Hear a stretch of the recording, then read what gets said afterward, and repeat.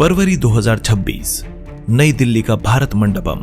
दुनिया के 100 से ज्यादा देशों के प्रतिनिधि, 20 से ज्यादा राष्ट्राध्यक्ष, 500 से ज्यादा ग्लोबल एआई लीडर्स। भारत एक ऐसे मंच की मेजबानी कर रहा था जिसे कहा गया इंडिया एआई इम्पैक्ट समिट 2026। ये सिर्फ एक टेक इवेंट नहीं था, ये भारत की एआई एम्बिशन का प्रदर्शन था। इसी मंच पर एक रोबोटिक डॉग ने पूरा नैरेटिव बदल दिया और कुछ ही घंटों में सोशल मीडिया पर सवालों की बाढ़।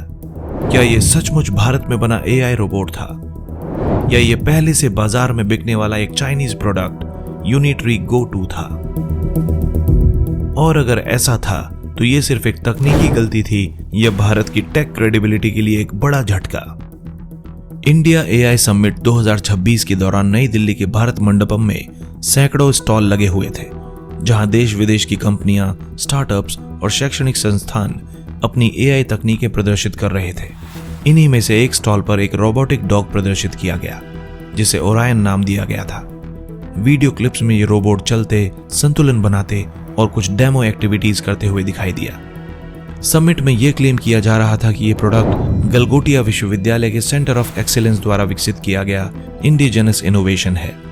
Orion, you need to meet Orion, and this has been developed by the Center of Excellence at the Galgotias University.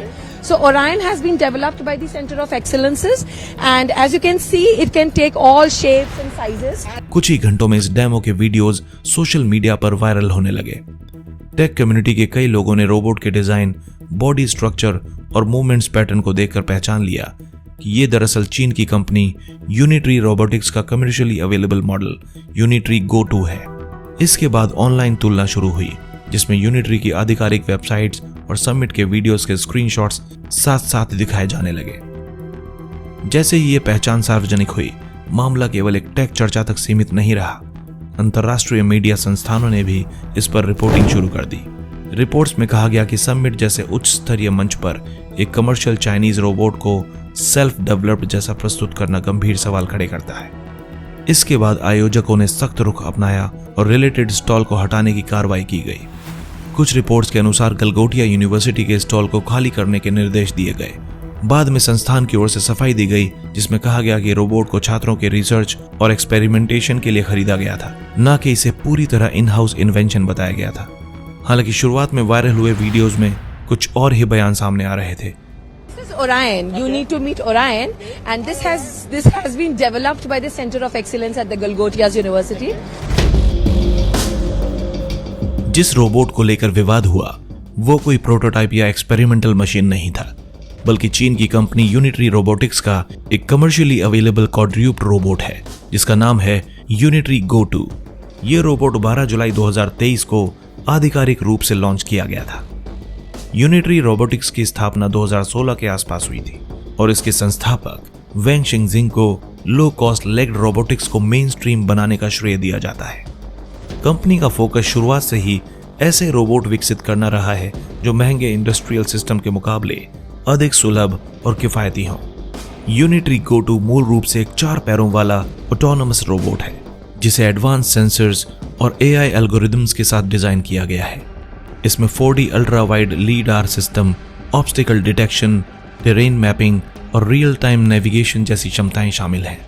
ये रोबोट सीढ़ियां चढ़ सकता है, अनइवन सरफेसेस पर बैलेंस बनाए रख सकता है और रिमोट कंट्रोल या सेमी ऑटोनोमस मोड में ऑपरेट किया जा सकता है।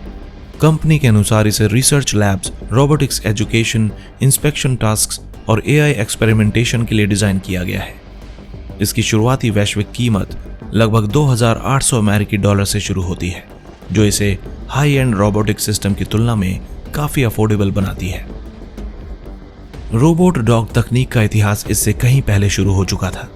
2005 में बॉस्टन डायनेमिक्स का बिग डॉग एक बड़ा तकनीकी मील का पत्थर माना गया, जिसे डार्पा प्रोजेक्ट के तहत विकसित किया गया था।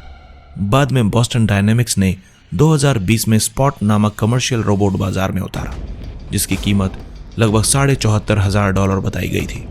स्पॉट को इंडस्ट्रियल इंस्पेक्शंस और हज़ार्डस एनवायरनमेंट में उपयोग के लिए डिजाइन किया गया था।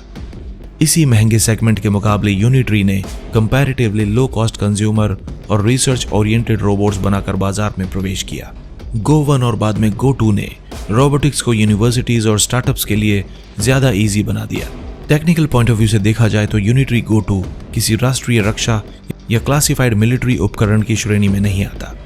ये एक ओपन कमर्शियल प्रोडक्ट है जिसे कोई भी संस्थान खरीद सकता है और अपने रिसर्च या डेवलपमेंट उद्देश्यों के लिए इसका उपयोग कर सकता है। यही कारण है कि विवाद का केंद्र रोबोट की तकनीक नहीं थी, बल्कि ये प्रश्न था कि इसे किस रूप में प्रस्तुत किया गया और क्या इसका ओरिजिन छुपाया गया था। चाइनीज मीडिया प्लेटफॉर्म्स और टेक न्यूज वेबसाइट्स ने भी इस पूरे मामले को कवर किया। कई चाइनीज पोर्टल्स ने साफ शब्दों में बताया कि यूनिटरी गो टू कोई एक्सपेरिमेंटल मशीन नहीं है, बल्कि मार्केट में अवेलेबल प्रोडक्ट है जिसकी लॉन्च डेट और प्राइस पब्लिक डोमेन में पहले से ही मौजूद है।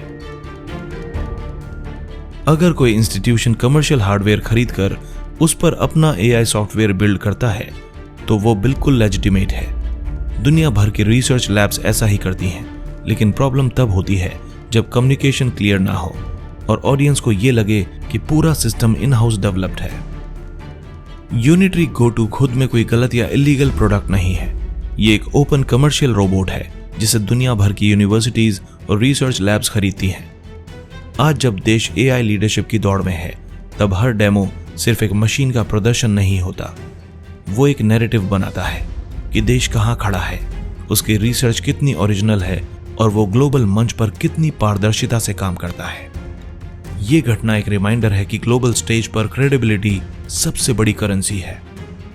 दोस्तों, इस घटना से भारत की इमेज पर क्या असर पड़ सकता है और आप इसके बारे में क्या सोचते हैं? कमेंट्स में अपनी राय जरूर लिखिए।